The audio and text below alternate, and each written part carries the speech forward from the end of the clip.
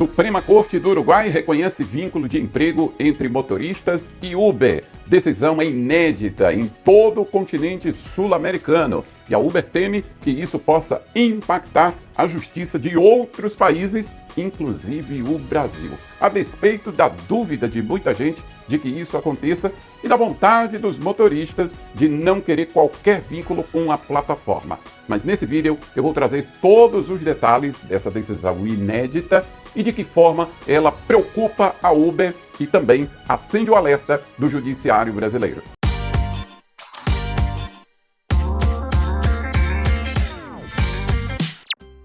Sim, motorista Uber tem vínculo trabalhista com a empresa. Essa é a decisão final da Suprema Corte de Justiça do Uruguai. A decisão final saiu em fevereiro de 2026 e acendeu o alerta da Uber, não apenas em Montevidéu, como de resto em toda a América Latina e até mesmo na sede da empresa em São Francisco, na Califórnia. A Justiça uruguaia levou em consideração fatores clássicos para caracterizar o vínculo entre motoristas e Uber. Fatores como subordinação, integração e controle, mesmo que de forma indireta, através da tecnologia. A avaliação dos ministros da Suprema Corte do Uruguai é de que a existência de um algoritmo que define tarifa, define rotas, aplica punições e também classifica a avaliação do motorista, além de poder a qualquer momento desligá-lo unilateralmente, caracteriza o vínculo formal de trabalho. E um detalhe importante: os juízes analisaram o contrato, os termos e condições da Uber, que é o mesmo no mundo todo, onde consta que o motorista é classificado por ela como um parceiro independente. Na visão dos ministros uruguaios, isso infringe a legislação trabalhista. Consideram que houve uma espécie de artifício para tentar driblar a legislação do país.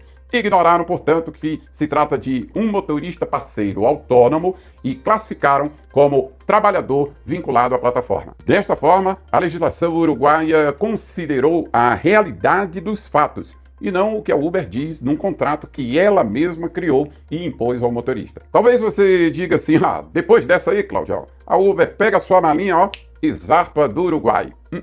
Até o momento, e isso foi em fevereiro que saiu a decisão final, a empresa não anunciou a saída do país vizinho ao Brasil.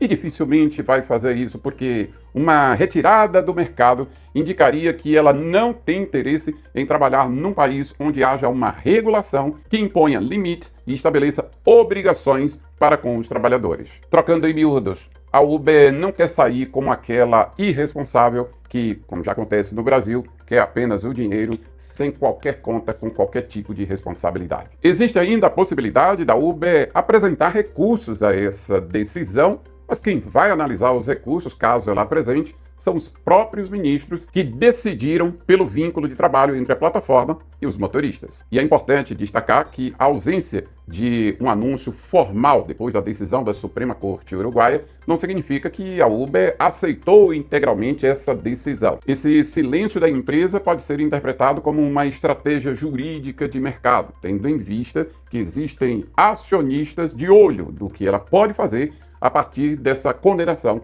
da justiça uruguaia. Enquanto isso, do outro lado, no Brasil, a situação tende para um desfecho diferente.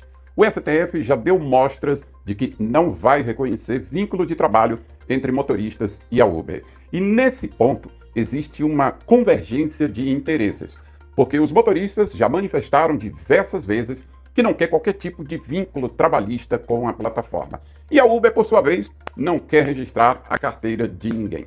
Só que no meio de tudo isso, há margem para manobras que, diga-se de passagem, a Uber está conduzindo muito bem em todas as esferas, da política, do governo e do judiciário. E no caso do STF, o mais provável, a julgar pelas decisões preliminares que juízes como Alexandre de Moraes já tomaram, é que seja descartado por completo a existência de vínculo entre motoristas e Uber. Só que se esse é um desejo dos motoristas, por outro lado, da forma como a coisa está sendo conduzida, pode deixar os trabalhadores totalmente na berlinda do que a Uber queira fazer, como já acontece nos dias atuais. em que simplesmente ela corta o motorista e ele que se dane, futebol clube, ela pune o motorista sem dar qualquer tipo de satisfação, ou seja, aquele trabalhador que fez investimento para desenvolver a atividade, comprou um carro, criou toda a expectativa, pode simplesmente a qualquer momento ser desligado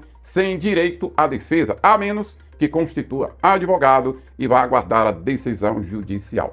Esse é o aspecto preocupante. O Claudiano aqui é um dos que, apesar de reconhecer que existe um claro vínculo entre motoristas e Uber, contudo, eu penso que não é bom aquela vinculação formal seletista com a plataforma. Porém, acredito que o ideal seria construir uma alternativa em que tirasse da plataforma esses plenos poderes para agir unilateralmente, que o motorista pudesse ser ouvido, que fosse respeitado o seu direito, por exemplo, à ampla defesa, e não fosse permitido o empoderamento da narrativa de usuários sem comprovação de um fato que o motorista pudesse dizer, olha, não foi assim e eu tenho uma prova. Aliás, a prova que o motorista hoje tem para se defender é apenas gravação de viagens. Se você ainda não grava, meu amigo, está pisando na bola. E no primeiro comentário fixado, eu vou deixar o link com 5 opções de câmeras para você sair desse vacilo e começar a gravar as suas viagens. E fazendo um último comparativo,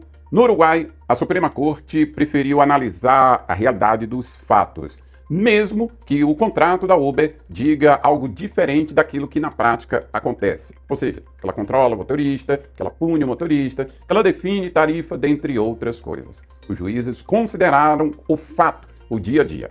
Já no Brasil, o STF está considerando o argumento, principalmente da Uber, de que é preciso dar autonomia para a empresa e principalmente para os trabalhadores. Ela diz muito isso em seus argumentos. Olha, nós vivemos o livre mercado. Eles são livres para aceitar viagens na hora que quiser, para rejeitar quando quiser, mas não fala muito do cancelamento, que se a autonomia fosse de fato plena, a gente poderia cancelar do mesmo jeito que rejeita. Mas esse é um detalhe que ela não coloca na sua cesta de argumentos. E essa diferença de análise das duas Supremas Cortes parece apenas detalhe técnico, mas não é.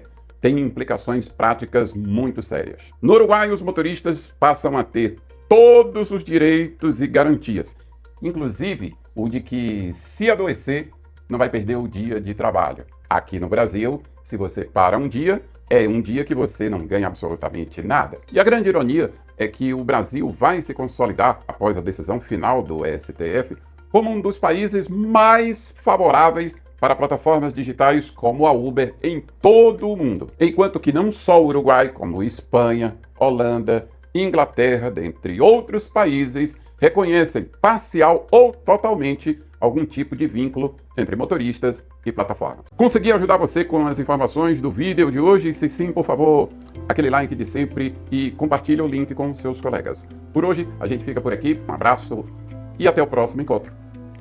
Fui!